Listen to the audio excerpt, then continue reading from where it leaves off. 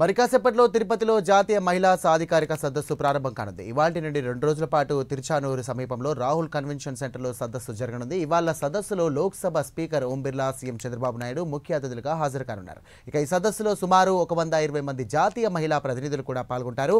అలాగే మహిళా ఎంపీలు, ఎమ్మెల్యేలు, ప్రజాప్రతినిధులు పాల్గొనే అవకాశం ఉంది. రేపు ముగింపు సదస్సులో భాగంగా ఏపీ గవర్నర్ అబ్దుల్ నజీర్ పాల్గొంటారు.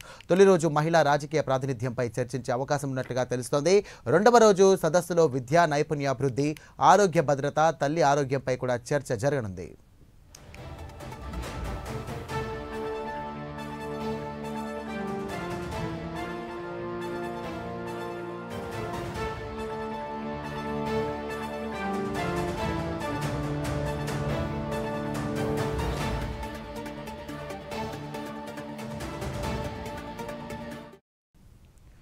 తిరుపతిలో మహిళా సాధికారిక సదస్సు నిర్వహిస్తున్నారు. దీనికి సంబంధించి కూడా అప్డేట్స్ ఇవ్వడానికి మా కరెస్పాండెంట్ రవివర్మ సిద్ధంగా ఉన్నారు. రవివర్మ, ఎస్ఐ తిరుపతిలో మొదటిసారిగా జాతీయ స్థాయి మహిళా సాధికారత సదస్సు ఇక్కడ రాహుల్ కన్వెన్షన్ హాల్లో జరుగుతుంది. మనం చూడవచ్చు. మరో కాసేపట్లో ఈ సమావేశం, జాతీయ స్థాయి మహిళా సాధికారత సమావేశం ప్రారంభమయ్యే అవకాశం ఉంది. ఇప్పుడే ప్రతినిధులు ఒక్కొక్కరుగా చేరుకుంటున్నారు సమావేశ మందిరానికి. మరో కాసేపట్లో ముఖ్యమంత్రి చంద్రబాబు నాయుడు, అలాగే పార్లమెంట్ స్పీకర్ ఓం బిర్లా పాల్గొనే అవకాశం ఉంది. ఇప్పుడే అయ్యన్న పాత్రులు ప్లస్ రఘురామకృష్ణరాజు వీళ్ళిద్దరు కూడా వెళ్ళారు.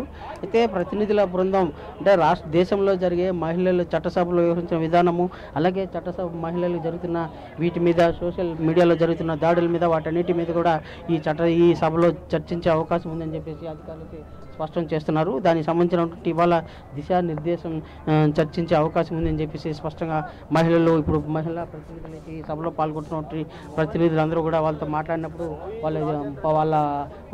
వాళ్ళ భావన వ్యక్తం చేశారు. ముఖ్యంగా సోషల్ మీడియా ద్వారా చట్టసభలో జరుగుతున్నటువంటి సోషల్ మీడియా ద్వారా మహిళలపై జరుగుతున్నటువంటి అఘాయిత్యాలు, వాటిని ఎలా నివారించాలి, ఎలా కట్టడి చేయాలి, అలాగే భవిష్యత్తులో కూడా మహిళలకు సమాజం పట్ల భద్రతా విధానం ఎలా కల్పించాలి, మహిళా హక్కులు పరిరక్షించేందుకు ఎలాంటి విధి విధానాలు పాటించాలి అనే దాని మీద కూడా ఈ సభలో చర్చించే అవకాశం ఉందని చెప్పేసి స్పష్టమవుతోంది.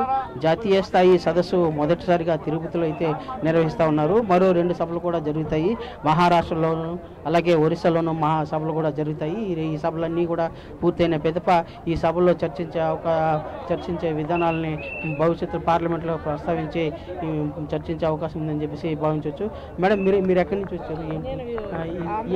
ఓకే.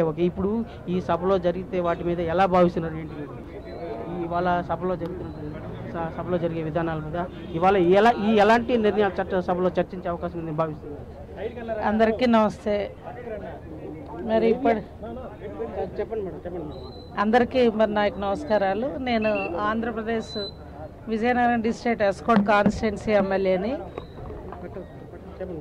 3వ మహిళా ఎమ్మెల్యేగా మరి గౌరవ చంద్రబాబు నాయుడు గారి ఆశీర్వాదంతో రావడం జరిగింది. మరి ఈ సభ అయితే నిజంగా ఇప్పటికే మా మహిళలకి తెలుగుదేశం పార్టీ ఏర్పడిన తర్వాత స్వర్గీయ అన్న ఎన్టీ రామారావు గారు ఆంధ్రప్రదేశ్లో ఒక సముచితమైన గౌరవాన్ని మమ్మల్ని ముందుకు నడిపిస్తూ, ఈనాటి ప్రస్తుత చంద్రబాబు నాయుడు గారు కూడా వారి ఆశయ సాధనాలను ముందుకి మహిళలకు పెద్దపీట వేస్తూ ఈనాడు ముందుకు వెళ్తున్నాం. మరి ఇప్పుడు నేను శాసనసభ్యురాలుగా ఉన్నానంటే అది చంద్రబాబు నాయుడు గారి దయ, వారి ఆశీర్వాదం. ఈ సభలో ఎలాంటి అంశాలు చర్చకొచ్చే అవకాశం ఉంది? ఈ సభలో మరి ఇప్పటికే మా మహిళలకి ఈనాటి కేంద్ర రాష్ట్ర ప్రభుత్వాలు ఒక గౌరవాన్ని ఇవ్వడమే కాకుండా ఇంకా అనేక విధాల మాకు P4 విధానాల్లో కానీ, బంగారు కుటుంబాల్లో మమ్మల్ని పాలు పంచుకునే అవకాశాలు కానీ, ఇంకా మహిళా సాధికారతకి మెరుగైన విధంగా అనేక విషయాలు అయితే చర్చకు వస్తాయని ఆశపడతా ఉన్నాను. అలాగే ఇక్కడ మన మహిళా నాయకురాలు అంటే మాజీ మంత్రి ఉన్నారు, వారిని అడిగి తెలుసుకుందాం. వారు మీడియాతో మాట్లాడుతున్నారు. మేడం, మహిళా సాధికారత కూడా ఇప్పుడు ఇంకా చాలా విషయాలు కూడా ఇక్కడ చర్చించుకుంటాం. అయిన తర్వాత మరొకసారి మాట్లాడతాం. తిరుపతిలో జరగడం ఒక అదృష్టంగా కూడా మేము భావిస్తున్నాం. ఎందుకంటే దర్శనం కూడా చాలా మంది ఎమ్మెల్యేలు వాళ్ళతో పాటు కూడా ఒక రాష్ట్రం కాదు, మన రాష్ట్రమే కాదు, దాదాపు 28 రాష్ట్రాల నుంచి కూడా కమిటీ సభ్యులందరూ కూడా ఇక్కడ వచ్చి పాల్గొనేదే కాకుండా ముఖ్యంగా దేవుని వెంకటరమణ స్వామి పాదాల దగ్గర దర్శనం చేసుకొని స్వామి పాదాల కింద ఇక్కడ మీటింగ్ తిరుపతిలో పెట్టడం కూడా చాలా మహిళలందరూ కూడా అదృష్టంగా కూడా మేము భావిస్తున్నామండి. మహిళా సాధికారత సదస్సు అంటే మేడం ఇవాళ ఓకే ఇవాళ సదస్సు జరుగుతూ ఉంది, దీన్ని ఎలా భావించాలి ఏంటి మేడం? ఏంటమ్మా? ఓకే జాతీయ సదస్సు జరుగుతూ ఉంది, దీన్ని ఎలాంటి అంశాలు చర్చించవచ్చు అంటే ఇప్పుడు అక్కడ లోపలికి వెళ్ళిన తర్వాత తెలుస్తాయండి, మహిళల గురించినే చర్చిస్తారు అక్కడ లోపలికి. సరే ఇది ప్రధానంగా మహిళా జాతీయ సదస్సు జరుగుతూ ఉంది, దానికి సంబంధించిన విధి విధానాలు కూడా వాళ్ళ సభలో చర్చించే అవకాశం ఉందని చెప్పి భావిస్తున్నారు. డిప్యూటీ చైర్మన్ ప్రధానంగా మహిళా సాధికార సదస్సు కూడా జరుగుతూ ఉంది. ఈ మహిళల ప్రతినిధులందరూ కూడా పాల్గొంటున్నారు. ఈ సభలో పాల్గొనే ప్రతినిధులందరూ కూడా ఇవాళ సమాజంలో జరుగుతున్న మహిళలపై జరుగుతున్నటువంటి వివక్షత, వాటిని ఎలా ఎదుర్కొనాలి ఏంటి అనే దాని మీద కూడా ఇవాళ సదస్సులో చర్చించే అవకాశం ఉందని చెప్పేసి ప్రతినిధులందరూ కూడా ప్రస్తావిస్తున్నారు. దానికి సంబంధించి ఇవాళ జరుగుతూ ఉంది.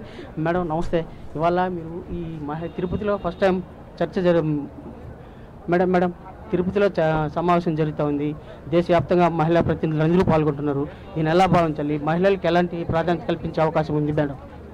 మహిళలకు ఎలాంటి అంటే సమాజంలో జరిగే రుగ్మతల మీద ఇక్కడ చర్చించే అవకాశం? ఎందుకండి మీరు రుగ్మతలు అంటారు? ఏం రుగ్మతలు ఉన్నాయి మహిళలకి?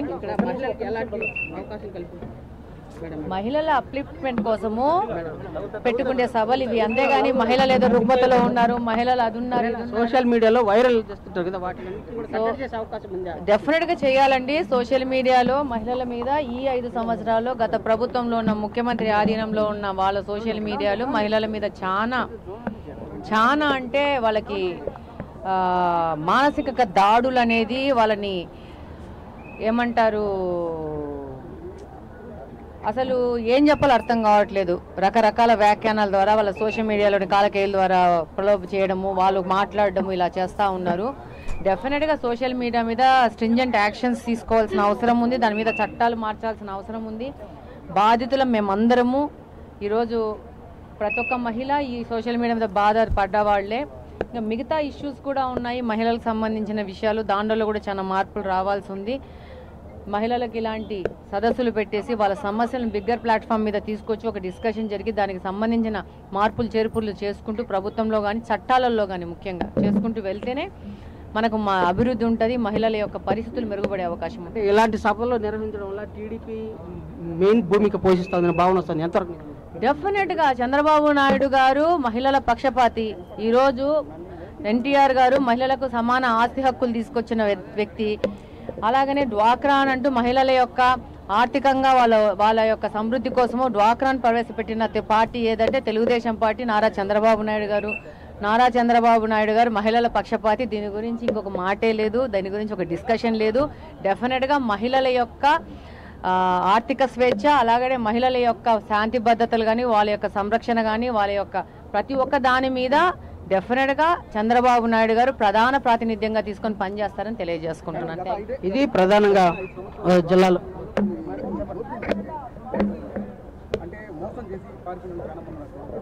అమ్మా అది ఇండివిజువల్ పర్సన్స్ ఒక మోసపూరితంగా చేసే కానీ దానికి మనము ఆ ఇండివిజువల్ పర్సన్ గురించి మాట్లాడాలి, కానీ ఇది పొలిటికల్గా కానీ ప్రభుత్వ పరంగా సంబంధం లేని విషయం. ఇది ప్రధానంగా మహిళల్లో జరుగుతున్నటువంటి సోషల్ మీడియాలో అవుతున్నటువంటి వైరల్గా అయ్యే అంశాల మీద అన్నిటి మీద కూడా చర్చించే అవకాశం ఉంది. ముఖ్యంగా మహిళా సాధికారత సాధించే దిశగా ఈ చర్చ అయితే జరిగే అవకాశం ఉందని చెప్పేసి అధికారులు ప్రతినిధులందరూ కూడా స్పష్టం చేస్తున్నారు. అలాగే అదే కాకుండా ఈ మరో కాసేపట్లో ముఖ్యమంత్రి చంద్రబాబు నాయుడు, అలాగే స్పీకర్ ఓం రామ్ బిర్లా